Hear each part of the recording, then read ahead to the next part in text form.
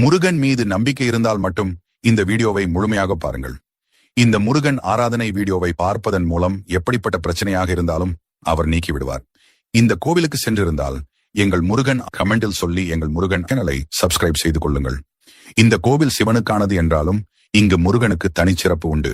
இந்த திருத்தலத்தில்தான் அருணகிரிநாதர் முருகனையும் இந்த தலத்தையும் புகழ்ந்து பாடியுள்ளார். இந்த கோவில் 2ஆம் குலோத்துங்க சோழ மன்னனால் கட்டப்பட்டது. சிக்கல், எட்டுக்குடி ஆகிய இடங்களில் உள்ள உயிரோட்டம் மிக்க முருகன் சிலைகளை செதுக்கிய அதே சிற்பியே எண்கண் திருத்தலத்திலும் முருகன் சிலையை செதுக்கியார்.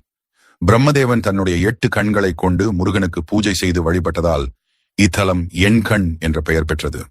கண் நோயால் பாதிக்கப்பட்டவர்கள் ஒவ்வொரு மாதமும் விசாக நட்சத்திர நாளன்று இங்கு வந்து முருகனுக்கு பூஜை செய்தால் கண் பிரச்சனைகள் விரைவில் நீங்கும். கார்த்திகை நட்சத்திரத்தில் முருகனை வழிபட்டால் 16 செல்வங்களும் கிடைத்து சிறப்பாக வாழ்வார்கள்.